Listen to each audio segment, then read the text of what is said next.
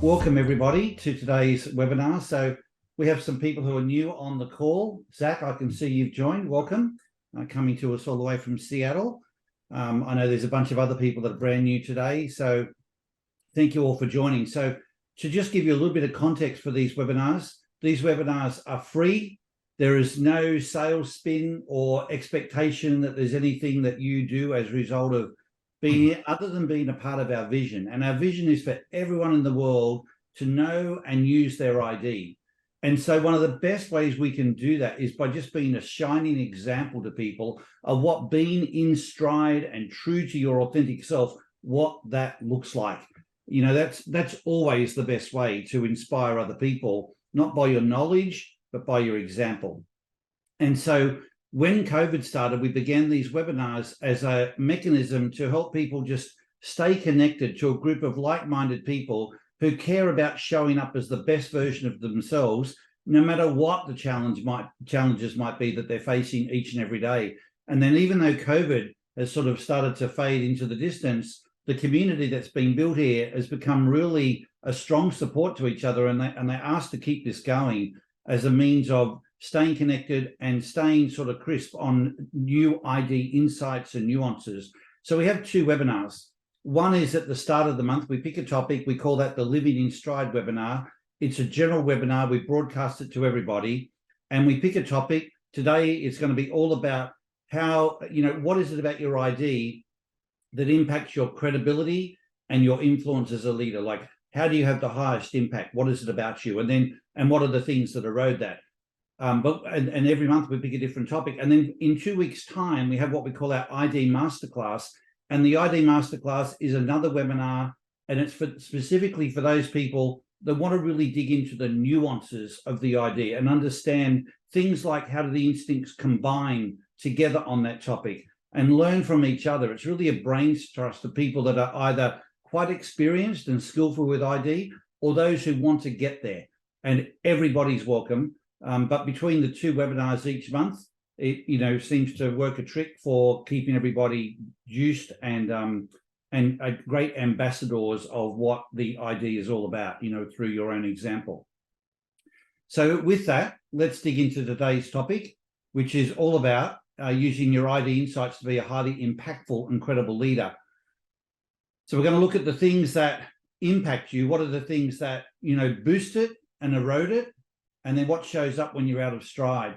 And I picked on these two topics because when you think about leadership, and everyone says that self-awareness is one of the most important ingredients in leadership, but when people say self-awareness and you say, what do you mean by that? I find that most people go to strengths and weaknesses. They go, well, you got to be aware of your strengths and play to your strengths. You got to be aware of what your weaknesses are and hopefully have some ways to either mitigate them or just be aware of them and the effect that they have. But I find very few people think about their brand, think about the natural impact of what happens when you just show up. Like when you walk through the door, just because of the energy force that you are, something shows up with you. Whether you call that your aura, your influence, your energy field, whatever it might be. But there's, you know, you think of certain people, when they walk through the door, immediately you feel like it's going to be fun, or you feel like there's going to be a lot of accountability, or it's going to get really serious. I mean, there's just a projection. Some people even have it before they arrive. You know, you hear that they're going to come and straight away there's a change in the way people are playing and showing up. But then there's also what happens if you don't show up, you know, when you're out of stride and so on, what happens then? So we're going to dig into that today. So you learn more about the being of your ID, not so much the doing of your ID. I think that's really important. And frankly, it's easier because you don't have to do anything. You're just but more aware of who you are and play to the strengths of who shows up when you're being your true self. All right, a quick advertisement. Ian, I got it into the slide for you. Our next ID certification program, which is a deep dive training on the ID. It's not just for HR professionals or for people who are coaching and consulting with ID. This is a deep dive program for people that want to really spend the time both on the syllabus, but also with other people, because you learn just as much from the people on the program, learning about the you know, deeper dive nuances and background and so on of the ID. It does cover, we've got brochures on it, so you can look at what are the specific outcomes that you can achieve from doing this program. So if you're interested, please be in touch with Ian. You can see Ian on the screen there. Just send him a note in the chat or connect with him afterwards, and he can send you the material and help you, spend whatever time with you to understand what it's about. Those programs run about every 3 months. We try and shift the time zones to cater for all people around the globe. This next one is on a US-friendly time zone. So that doesn't mean you can't attend if you're in Australia, for example, but it might be really early morning. It probably starts, I haven't got the time, but more than likely starts at something like 8 a.m. on the West Coast, Pacific time. 10 a.m. West Coast. So right now, that would be like 3 a.m. in Australia.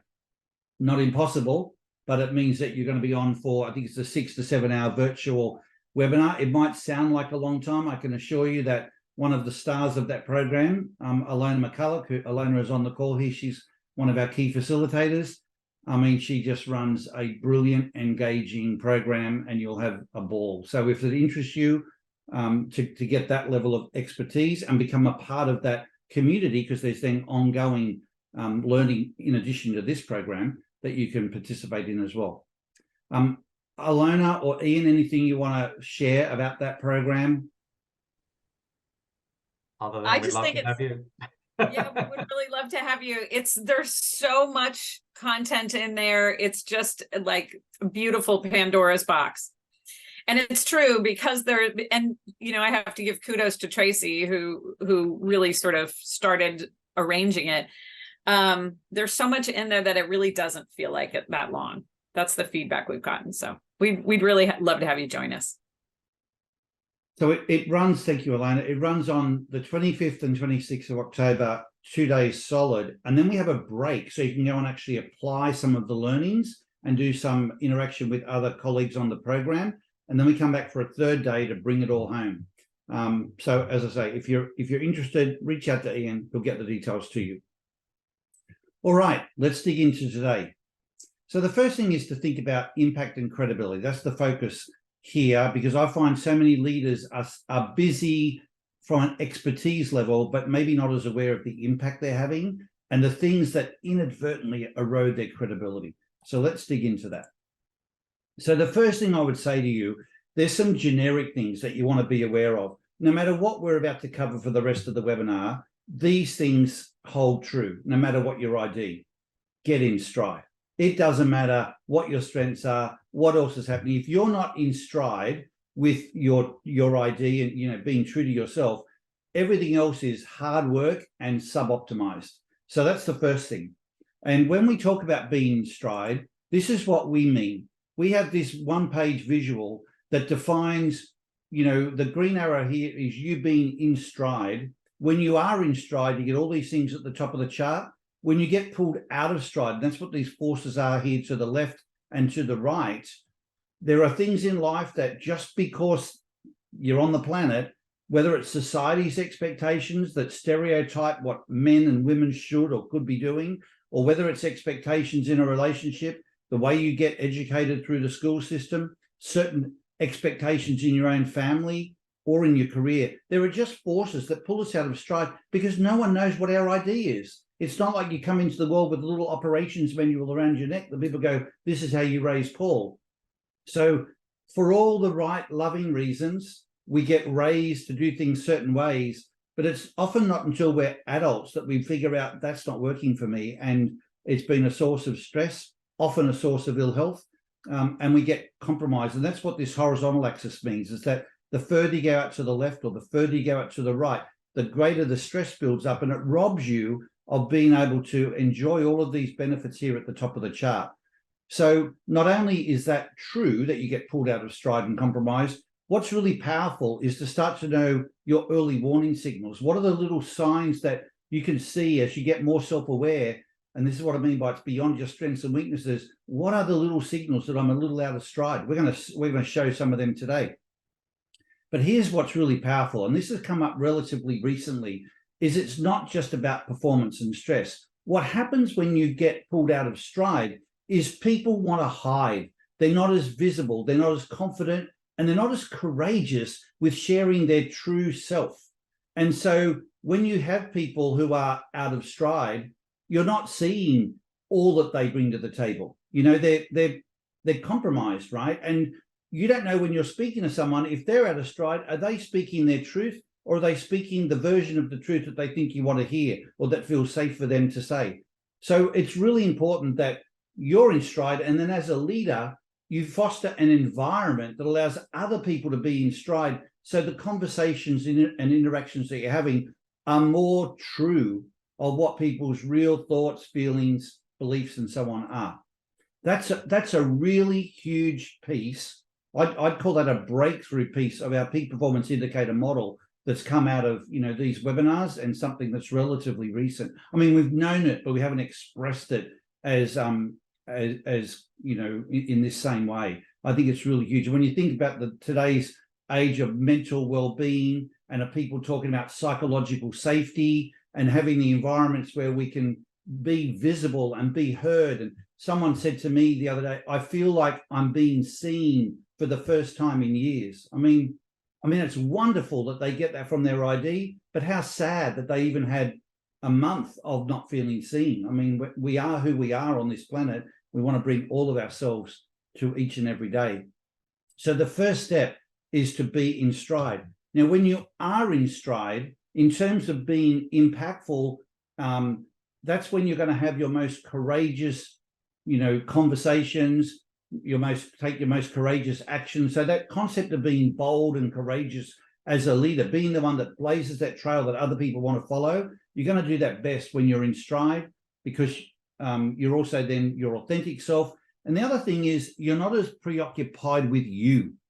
You know, Greg, your model of attention out, you can't do attention out if you're feeling out of stride and you're insecure and you're worried about, you know, your own stresses and insecurities. That's not going to work. And so it's so important as a first step to being your best leader self, to get in stride. The second thing is about being future focused. And by future focused, I don't just mean about tomorrow or 3 years from now. It's really about connecting the future back to the present. So the better leaders that have highest impact are those that are always bringing the strategic conversation. And when they say strategic, they mean the future. They're explaining to you the why. They're reminding you why we're doing this, where this is trying to take us each and every time. Like I started today saying, you know, what's really important about these webinars, it's about helping us fulfill our vision of everyone in the world knowing and using their ID. That's what leaders do, is always remind their followership of the why and the where it's going to, the North Star, if you know, some of you have heard that term. But again, to be future focused means that you're in stride enough that you're not preoccupied with the stuff and the busyness of what's going on today, right? And then the last one is just being self-aware. Now, typically you'd imagine that if you are in stride, you're more self-aware. But by that, I mean, we all still have vulnerabilities. Just because we know our IDs or we're very in stride doesn't mean we don't still have vulnerabilities. But you can protect your impact and even amplify your impact if you are more aware of what's happening in the moment. So that concept about being present is not just about putting your focus on other people. It's being present to, like, imagine someone saying something to you and you're getting emotional about it. You can feel yourself wanting to react. But being self-aware, you know to respond differently than just with your raw emotions and reaction, as opposed to then being what I say, are you reacting or responding? And so that self-awareness, you know, goes for everyone, no matter your ID. I might just stop there in case anyone has any questions. What I can tell you is the slides that I'm sharing with you today, you will get sent with the copy of this recording. Now, I didn't say that at the beginning, but just so you know, those of you who are new, if with future webinars you can't make the webinar, but you want to, you know, understand the topic, by registering for the webinar, we will send you the link to the recording and the slides afterwards anyway, so you can always listen to it at a later time and or come back to them and do a refresh. Right, does anyone have any questions or comments they'd like to add so far? I have an ID question. How much do you think our own ID will flavor what we even call credible? And it therefore would bias the way that we even look at anyone else. Like for me, credible with my 8 and 2, my 8 says, you doing different than you said. As soon as you don't honor what you say you're going to do, your credibility loses for me. And if you're trapping me in your story of woe, and we can't, my 2's going, oh my God, get me out of here. Like, so I'm just thinking before we say, we probably have personal versions of what credible means, but I really want to make sure I'm not biasing my sense against their credibility because it doesn't get through my filter. Great question, Greg. And I mean, that speaks to the value of just even understanding ID and the differences of IDs to know what does credibility mean to different people. That you're exactly right. I mean, and that's why we talk about, you can be unaware of the fact your credibility is being eroded. So, for example, to you, when someone says words that aren't true, even though they might be an avoid authenticate, so they're just using words as an expression, they're already losing credibility because the words themselves aren't true. I know that there are verifiers, like if you're doing work for a verifier and it could be as simple as on one page you have one font and on the next page you have a different font, you've lost credibility because of that inattention to detail. And you can go, lost credibility on a font? Yeah. Because a verifier looks at it and goes, well, if you don't care about detail that's that simple, why would you care any different about something that could be really important? And you go, oh my God, I can't believe you're questioning me on a font. And it's like, it's not really about the font. It's about how do I know when you've paid attention and when you haven't, to the detail. So Greg's point is really right. I don't know whether anyone else would want to share examples of what credibility means for you. Like if you're an improviser, what builds and reduces credibility or erodes credibility, and the same with the completer. But there's 2 examples there for verify and authenticate. I feel like for me, as someone who's used improvise, that credibility is built when people are working in solution, right? Anybody can pull at the strings about why it's not going to work. But I build credibility with someone who's stretching themselves to think about, okay, well, here is the challenge. And what about this? Yeah. So they've got that can do mindset and they're solutioning towards something. I know in one of our leader slides, we talk about to win this person's trust, which is linked to credibility as an improviser. They want to see your confidence, your passion, your optimism, So if you're not showing those things, and you might think, well, I'm not thinking about that. I'm just doing the work. Yeah, but if you're not doing the work and reflecting that energy, you could be losing your credibility with, and I don't think like this. This was my point earlier, where what just shows up when you do, and just like you're not thinking of that effect, someone else on the receiving end isn't thinking, oh, well, your credibility with me is being eroded, but it's just what's happening. Anybody else?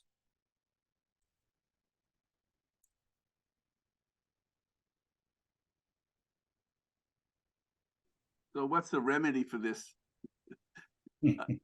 For me, I realized this in this great conversation with you, I have to do more checking in to find out whether I'm even being credible to them, not thinking, well, I've sure got this, and the more I can get better at finding out their definition of credibility, the more credible I'll appear to them. And how do you know they're giving you the truth, Greg? When you ask them, you check in, how do you even know if they're responding with the truth? Well, there's congruence happens. It either matches what we're doing or saying, or it doesn't. And there you go. Even my definition of the truth is gonna. So I guess this means we need to be in conversation with people. We need to be constantly listening and checking out and checking in and then delivering what we say we're going to do. You want to really be credible to me? Do what you say you're going to do. Can we just check? Does anyone have as a completer? What's credibility for you? Just to sort of round out the IDs here. We have no from a completer, but what would erode credibility for a completer? You've heard about it for verifiers, authenticators, and improvisers. What about for a completer? Hey everyone, can you hear me? We can, Amanda. Yeah. I was just gonna say, listening to Greg, and he said, do what you said you were gonna do. I think for me as a completer is also by when you said you were gonna do it. So the when is very important. So, 8 a.m. Thursday morning, you said you were gonna do it. Okay, I'm expecting it to be done. So that it's so simple for a completer, I think, but it's important, yeah.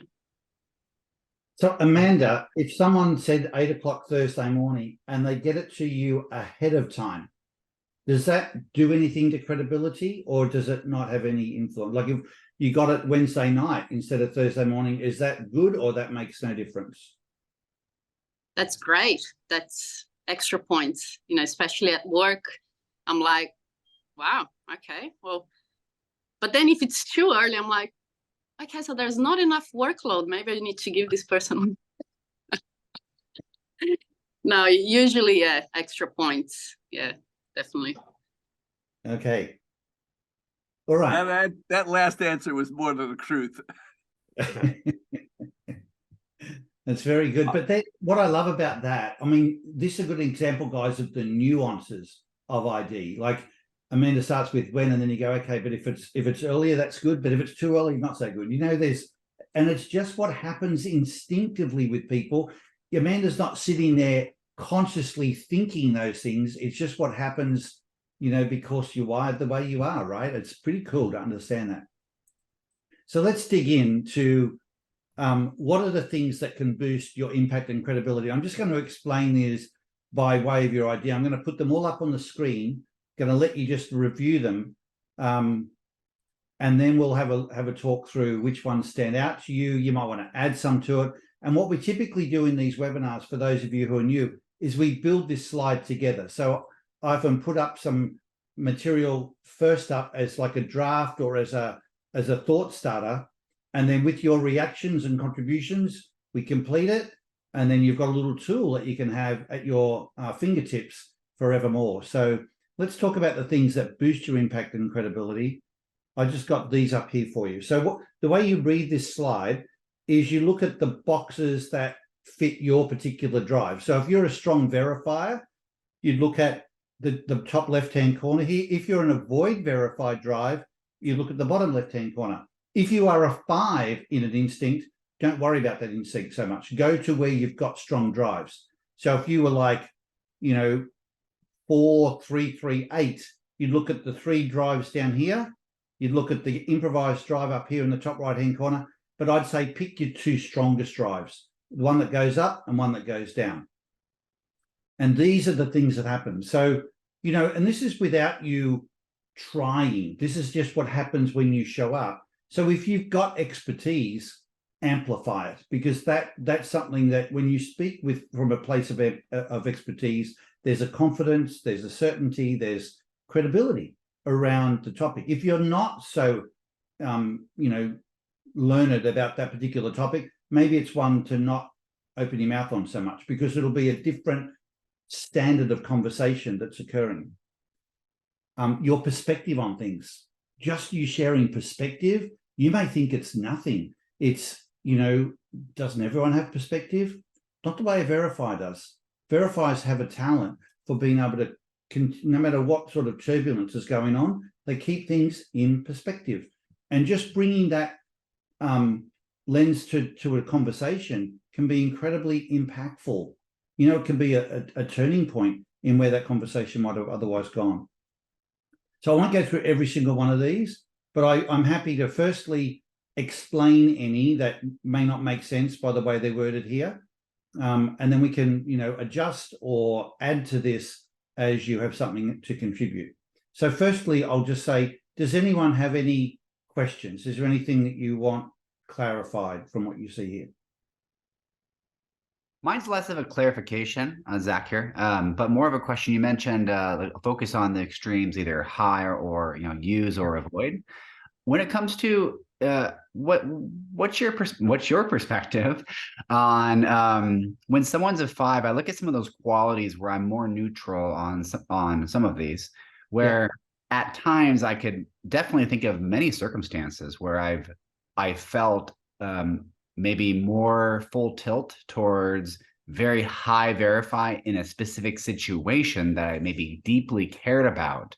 Yeah. And other times I couldn't care less. That might explain why I'm a 5, but I was just curious what you had to say about that extreme oscillation for those of us that are neutral. No, but that you've explained it really well, Zach, is that's, you know, that's exactly how it works. Is there's times you find yourself tilting in one direction or the other because of a different reason. You're not doing it for the sake of, you know, verifying. It's not that on its own. It's being driven by something else that you said care about, but it's just something else really driving you. I think your ID from memory, isn't it like 5428 or something like that? 5438. 5438. So the 5 is in the verify there. Yeah, but no matter what the drive is. I mean, there's a lot of people that have said to us, they don't really connect to that drive. You know, if they think of it as a drive, they don't really do what they do because of the 5 drive. They do it, they can see themselves showing up very much because of their other stronger drives. Right. I also was kind of smiling. I think it was Amanda. Amanda, you said you're a high complete. I believe I was kind of smiling because I can't tell you how many times I've gotten in quarrels at work with people that are high complete. And I'm like, what's the big deal? It didn't really matter if we finished at this time anyway. The target's moving. So I just would blow off a due date just because to me, that didn't matter in terms of credibility. But you can see where there's massive conflict in the workplace simply by not acknowledging that very thing. So I was smiling when you said that because I could think of several instances where I was more needing flexibility because I'm very much a void complete. Yes. Smiling when you were sharing that. Great example. I mean, even to be able to share those sorts of things, Zach, like what you're doing now, is a great example of the safe space that the ID helps create because everyone's got their strengths and vulnerabilities. I mean, there'd be a lot of teams where you wouldn't be going to even fess that up, you know, because you feel like it's something you should be trying to protect or hide about yourself. I just love the fact that it provokes that type of conversation. Okay, anything else that people want clarity on here? I'm still a bit confused about who's boosting what for whom here. If I look at mine for transparency, congruency, this if I get transparency, their impact, their credibility is boost, or others will be more boosted by my credibility if I'm transparent. Who's doing the the words there? You're so good, Greg. The great question. Great question.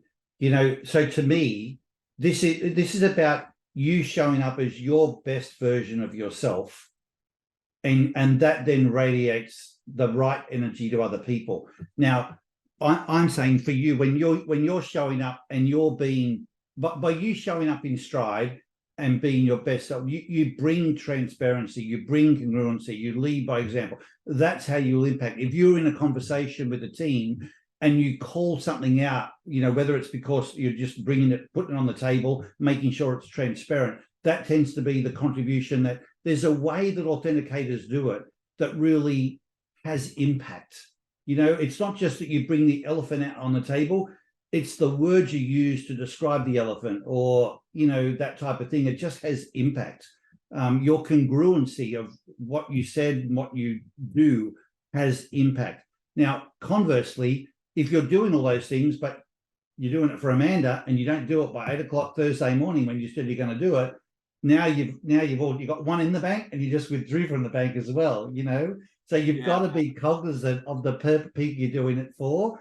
But this is about understanding just what happens when you're in the conversation, when you're in the room, being true to yourself. These are the sorts of, if you like, superpowers that come from you being you. Yeah, and at the same time, know full well that very superpower is burning somebody else, possibly. Possibly, or if you, I don't know that transparency will affect others, but there might be some people where they go, I can't believe you're being so transparent on that right now in front of all these other people. You know, there are many marriages where the husband has been, or the wife, doesn't matter which one, and their spouse is sitting there sort of going, I can't believe you are sharing that story like that. I thought that was something between you and I. And what? I was just, I'm just being transparent, but it can be seen as incredibly insensitive to someone else, just like the accountability that Amanda was talking about of getting something done when you said you were going to. There are other people that sort of go, well, that just seems inflexible, like, yes, it was expected, but other things have happened and we've got to change. And you just need to be flexible. So it's about knowing you and what works for you, and you in stride what impacts, and then understanding the people in your ecosystem and who you're working with to know that they might be on a different currency to you.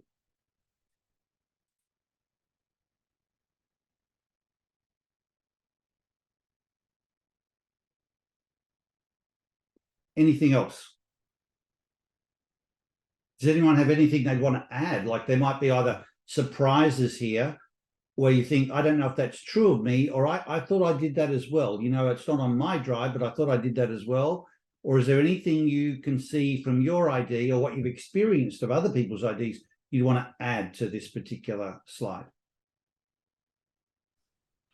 Paul, can you just give us a little bit more on what you mean by air cover? Because to me, that's a slightly jargonified word. Yeah, okay. So one of the attributes of avoid improvisers is they want to take the pressure off. And so one of the ways that an avoid improvise leader impact or person impacts is taking pressure off other people.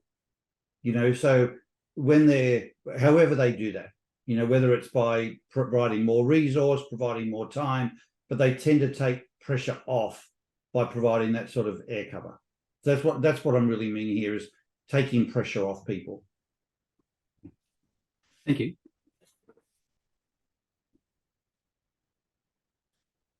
It's if you play it out, just using that example, you've got a team that busting their backsides trying to get things done to different deadlines and so on. And the avoid improvise leader that goes, well, let's set a more realistic deadline. And it just takes all that pressure off. You can feel this big sigh of relief that comes across the team, has high impact. Now, to Greg's point, if that team is a group of improvisers who are actually thriving on the pressure, and they might not be sounding like they're thriving because they're making all sorts of noise about it, but that's only so that they, it sounds even more impossible. They don't want you to take the pressure off. They want you to put the pressure on or to leave the pressure on, because that's what will provoke them to action.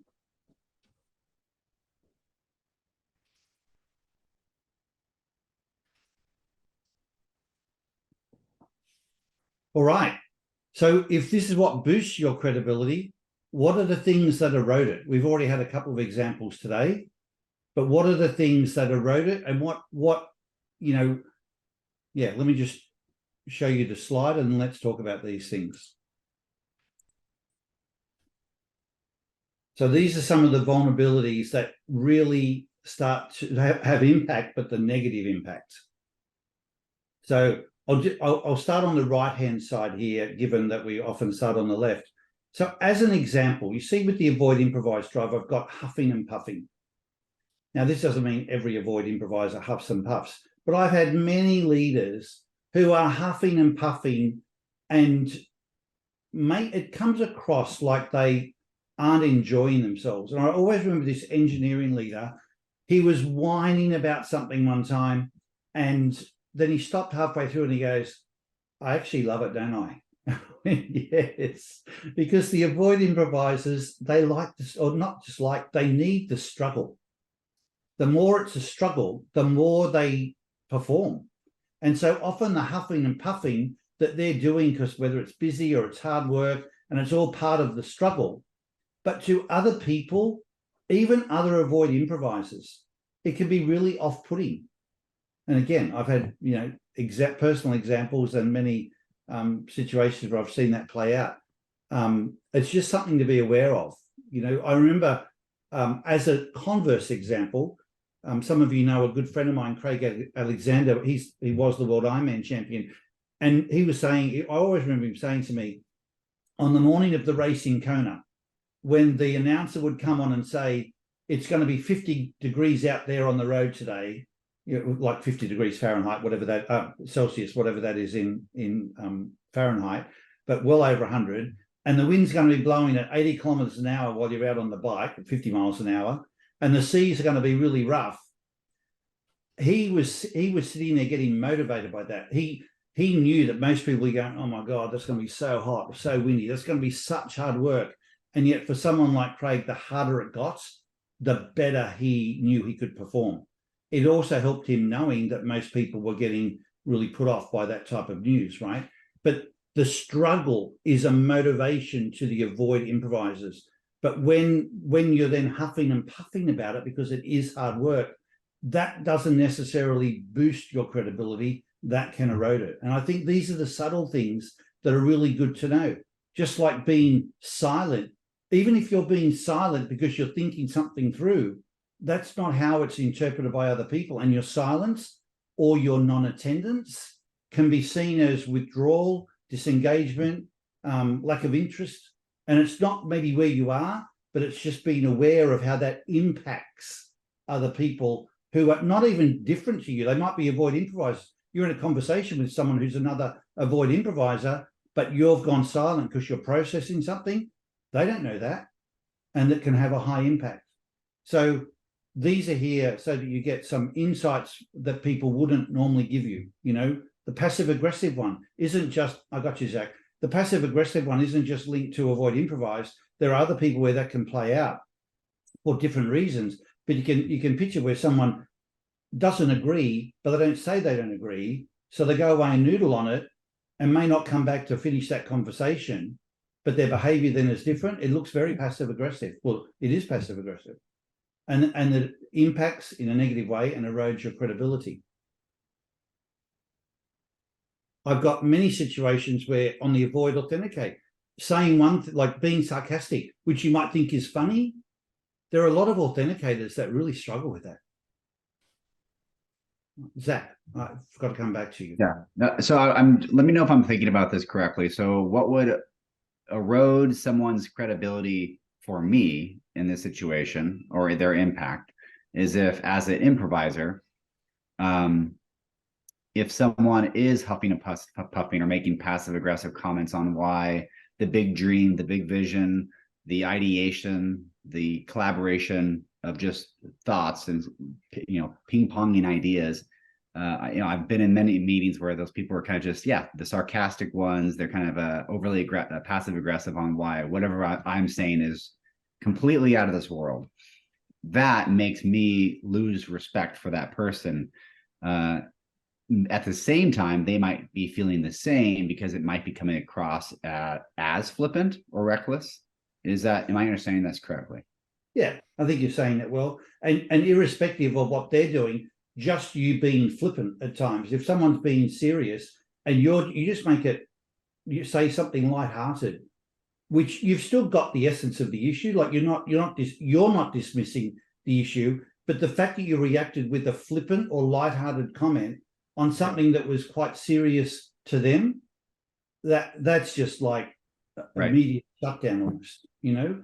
And I see that all the time in meetings with you know, where there are improvisers and others who aren't, and we're on a topic. It's like the golden topic. It's finally on the table, and then someone makes a lighthearted comment, and I've got to do a lot of work as a facilitator to rebuild the credibility again of the conversation, so that we can keep going, because the flippancy of the remark sort of like it's like someone pricked a balloon and it just like flattened the whole conversation. And the improviser didn't know they were doing it. They were just thought they were being funny or, you know, lighthearted, but it wasn't meant to dismiss the significance of the comment. They got that as well. But it's again being aware of sometimes the instinctive things we do and how that immediately impacts, you know, the situation and erodes your own credibility. And a lot of these things that are on here aren't necessarily in our vulnerabilities material that we've covered previously, either in your ID reports or not. These are just, you know, some of these are new dimensions to how we understand the way we show up at a being level as opposed to the doing level. I also noticed on a few other ones, unavailable on complete and improvise. I think those are the two. can you expand on what unavailable means? So when you are a completer, you pride yourself on being busy. In fact, you not just pride, you need to be busy. And the busier you are, the better you perform.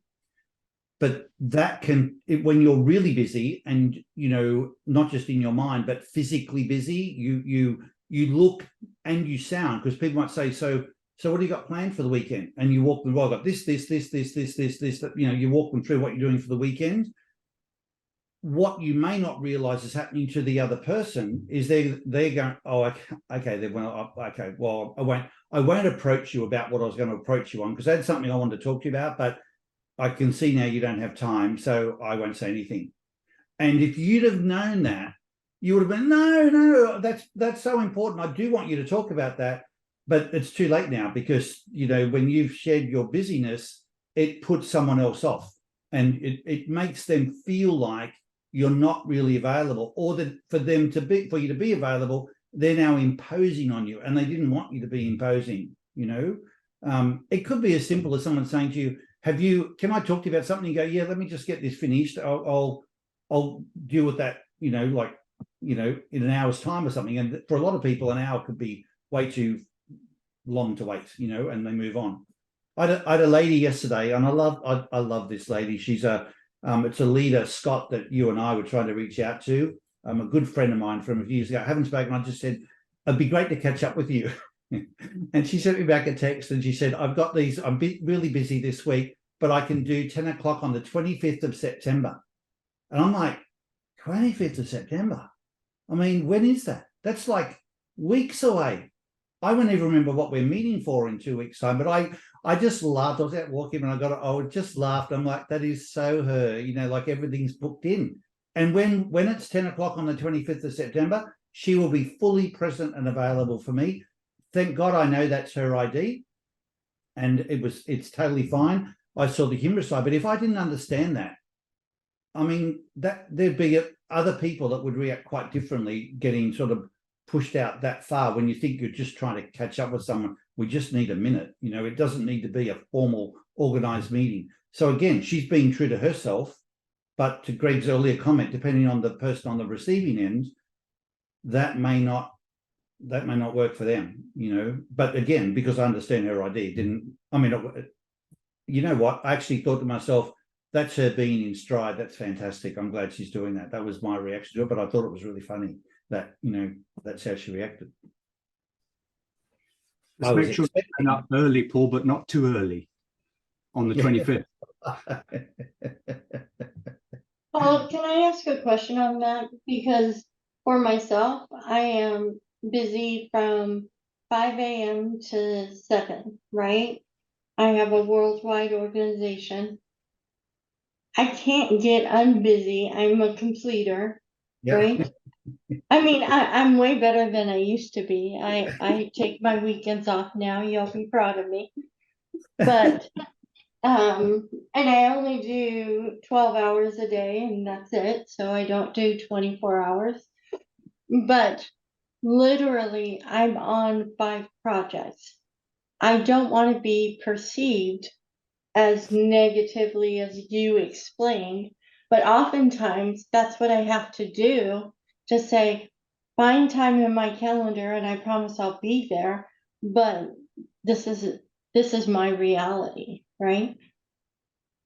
Is there any way to change that? Or just start going Don't work on 5 projects, work on 3. I know someone who's got an ID pattern like yours who literally set up office hours. She's like, on Thursdays between 1 and 3, like, I would love to talk to, and she just held that out, and there was plenty to do. If nobody showed up, they were always full. Okay. You have to plan time for interruption. I would say that's what I try to do. It's so easy to pack my day as well. So when I pack my day, I take a step back, or my week, and I go, where is there time for interruption here, so I can welcome those in my day to day. Otherwise, yeah, it's easy for people to feel like I don't care about what they're doing, or I don't have time for them, which is not true. But yeah, like Paul said, the busier we are, and when things are going on a great schedule, you're like, being efficient and producing a lot. But yeah, you need to allow time for interruption, is what I would say. Yep. Can I also throw a strategy I use in there? I also look at like what is the bigger picture in terms of what am I really here for? So if I'm really here for customer service, then interruptions, I've got to service the customer. So that it becomes, and again, I'm tapping into my Verify as well, Brenda, but becomes a priority. So even though I might have a to-do list as long as your arm, I will always stop what I'm doing to prioritize a customer need and mine are internal and external. So whoever needs it first will get that attention. So that always gets to the top of the list. So it's, I think, getting really clear on what is what's really your job versus all the stuff you end up with. Yeah, that's really good, Ian. It's really good. I think you already made the comment, Brenda. You've come a long way. Just the awareness of it, right, is so cool. Like, that's how you can come across. You can even have fun with it. I mean, there's fun, or the lighthearted side of it. Maybe it's my bias with the improvised drive, but I think levity often helps break, like a circuit breaker with different things. And you could say to someone, I know you're probably laughing at me not being available today, but I promise you tomorrow I'll give you my full attention. And just the humanness of that, helps people connect. But I think you've made a lot of progress just being aware of it as an issue, because no one wants to come across as negative, and we all can, no matter what our ID is, whatever the attribute is, it's negative for the people on the receiving end. But I think it's just being aware of some of the simplest things that we are completely oblivious to normally, the effect that it has on other people. Agreed. Thank you. I've got one lady, I'm trying to give her some coaching right now, and I know I get one shot at this, so I'm picking my mark, and I went to do it yesterday and I couldn't line all my ducks up so it would land, so I chose not to say anything. But she's an improviser, and as an improviser, she thinks best when the mouth is moving. Like when she's speaking, interacting, that's when she thinks best. The problem is when you're in a group and she's always doing that, it looks like she's sucking the oxygen from the meeting. If we were to play back the recording, 80% of the time it's her voice that you hear, and it's like rambling on because she's thinking out loud, and then eventually you can hear her iterating, going, okay, so, and then she gets to what she wanted to say. But it's really, her reputation in the team right now is almost in the toilet, and it's probably coming from that one thing. And she's oblivious to the fact that by just being herself, thinking out loud, interacting, brainstorming to process everything is affecting the team the way it is.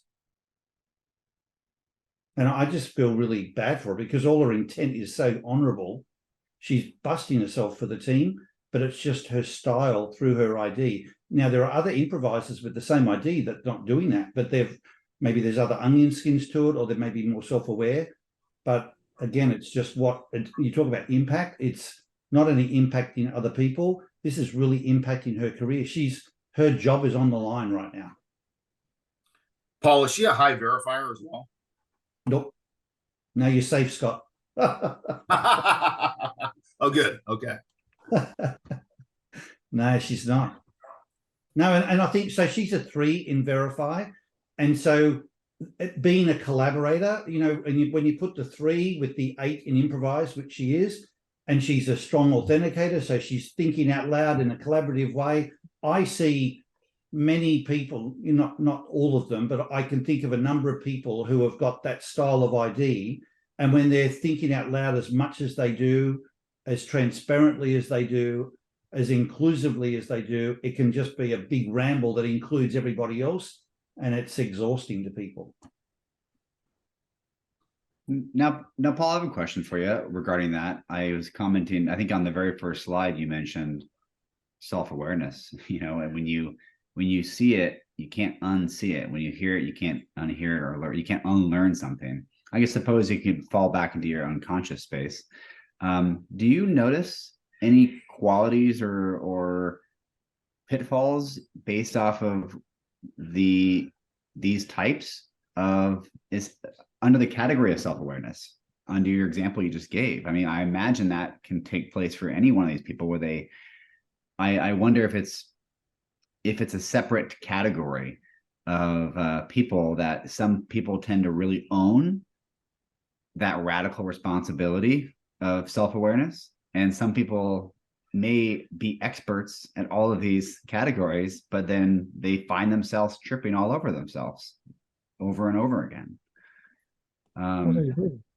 Just curious on what you've, over the years, if you've seen that, if there's any common denominator. Maybe hear from others have known ID for a long time as well, as to whether or not, what I'm hearing you say is, for all the self-awareness that this can bring, the people still end up in the mud, as it were, in terms of making, still being vulnerable to all of these things. Is that what you're asking? Yeah, it's like at some point you kind of want to shake and be like, look, now you're almost like you're choosing it, like if it's like if you've been studying this for 10 years and you're still sucking up all the air out of the room, there's almost like a separate. I was just curious from a coachability standpoint. There is a really big circle back to being in stride. So the more in stride people are, the more bandwidth they have to be thinking about what's their impact, because when people get stressed, they pull back to what's automatic for them. And so this is why it's all a big circle, and we're coming back to, let's be in stride so that we have the ability to empathize and manage our own behavior. Love that. That clicked. Okay. And I will say that, like, me as the best example, for all I know about the ID, I trip up on it all the time. But I would hope that given that we have a framework for a common language, that when people pull me up on that, if they did, like, that's a safe thing to do, because I now know what they're referring to, and we can clean some stuff up really quickly. And that is a regular thing in my life. It's not like the awareness makes you immune to the vulnerability. That's why we use the word vulnerability. It's always there, but you can either become more aware of it and mitigate it to a larger extent, or you have a framework to talk about it in a safer and more constructive way now to do something about it when you do trip up. Hi, Paul. It's funny you say that. That's safe. Like, that's one thing that it's very hard to know that you do have a safe place that you can actually bring things up. And often I find I will be a lot quieter than I would like to be, because you just don't know how it's going to get understood, or that people aren't really at that level. They don't have the experience that you've had, and you throwing it out there, it doesn't always look the way you want it to look, and then the whole team might not be agreeing with you, but ultimately a few years later what you said actually happens. Like, how is it, the question I'm getting at is, do you have any tactics of being able to bring people into your alignment, of rather than going bullet a gate, this is what we should do? Like, maybe I'm just asking for a little bit of help on tactics on trying to get people to understand that you can quite clearly see a solution, but I can't seem to get people to understand it like I would like them to. Yeah. I don't know if I brought that to the table the way I wanted it to, but yeah. There are a couple things that I think are really just sort of important things that are basic good communication, but one of them is stating your intention. I really want to understand this fully. It's not that I don't trust you, or I have a strong opinion on this, and I would love for you to hear what I have to say, and I'm still open if there's something that's better, right? Sure. So the more you state your intention, the better off you are. And I think getting feedback from people regularly about what worked and what didn't is really helpful. And I don't think a lot of people ask for that. Yeah, sure. And I guess too, not overcomplicating it. I don't know if it's in one of my drives, but I overcomplicate things, want to make people understand, which is often a downfall because you lose people at the second sentence. And I think the key word that you're saying there is make them understand. Right. So the power differential is you're making them help. That's not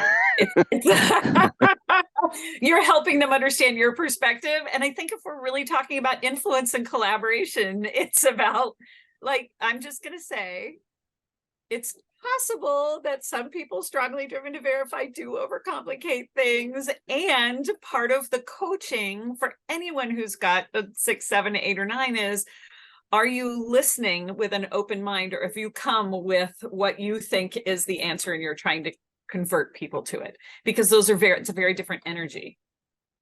Sure, that's exactly right. No, yeah, like it's easier said than done if you actually know Oh, yeah. it would work. It's very hard to convince otherwise sometimes, and yeah, it's anyway. And there are people like me who, as soon as someone starts telling me and not listening, I'm done. Like, you want to talk about influencing me? You start telling me how it's going to be and convince, and I know what you're doing, right? No matter how many open-ended questions you ask. So there is something about genuine curiosity that helps. Well, yeah, I guess that, and that's the approach too, isn't it? Like, you get someone riding on the bus and you can have a conversation with him. If you don't get him on the bus, you might see him at the next stop. Stephen, if that makes sense. You're getting some absolute gold there from Alona. It was really great input, Alona. But what I would say to you, Stephen, and what I would say to you is, the very fact that you're asking the question is a massive step forward. You know, just your awareness that there's a difference between how you're showing up and where other people might need you to be. Like, wouldn't that be great if there were many other people with your ID that were even aware that there was that difference? So the fact that you're aware of the difference, I often say to people, awareness is 95% of the solution, you know, just being aware. And then the other 5% is sort of plugging in a strategy for it, which Alona was giving you some of that. I would say a key takeaway is that comment, and it was a real important nuance about making other people. Like, whenever you hear yourself saying things like making, or the other word is should, this is how it should be, that's your bias as a verifier coming in. And use them when we talked before about early sure. When you're hearing yourself say or think, but it shouldn't be like this. It should, you know, should. That's the clue. Okay, there's something at play here where someone's different to me, and whenever you feel that you've got to make them do it. So by using your awareness and those little early warning signals that you catch yourself with, it just can cause you to stop and sort of go, okay, how do I take a different approach here? Even just asking them, how would you want me to deal with this, or what do you need here, changes it from you driving it to being more open to their response and, you know, engagement. That will be that will drive a shift for you. Yeah, thanks very much, Paul. Thanks very much for that, Paul. That's it resonates. Yeah. And another thing actually that I would like to bring to the table that can confuse things from your normal is just obviously pressures, like whether they be external from work and just that being at that volatile stage when you're going into something. Like, do you have any tactics on to clear your head from taking you from up here to being at that list, to be more open? Your awareness is excellent. You know, the fact that you're even aware of that is a really important step forward. I watched some of your points in the chat, and I would just encourage you, Stephen. I know you said you've hidden a lot in conversations because you didn't know how people might react, and there's that risk.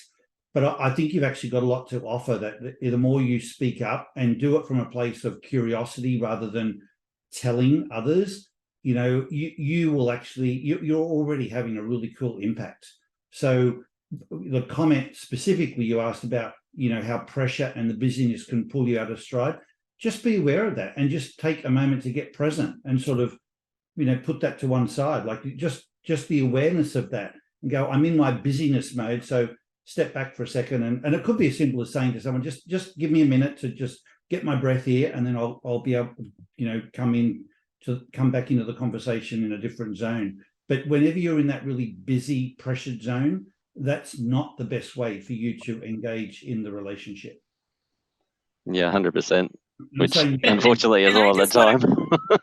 And I just want to call out that you asked a question and you were vulnerable, and it was a really big contribution to this group. Yeah. Because you were curious. Yeah. Yeah. Well, thanks. I didn't even think that far.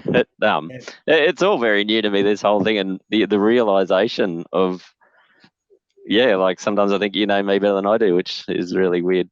But they're great that you're actually bringing it to my attention, and that's helping me thrive in itself. Well, that's awesome. So thank you. What's even greater is that you're open to it. So with that, we'll have to close up today, guys. We're at the top of the hour. What a great conversation. I hope there's been, some insight in here for each of you to think about. And then when we come back to our ID Masterclass, if those who would like to join us, we're going to look at some of the combinations of these drives and some real examples of where this plays out. Again, you'll tap into the brain's trust of the whole group, and I'm sure we'll have a lot of fun doing that together. So again, don't forget the dates for the certification, October 25 and 26 and November the 8th. Call Ian if you need anything. Other than that, have a great rest of day. Stay true to yourself, and we look forward to seeing you next time. Take care, everybody.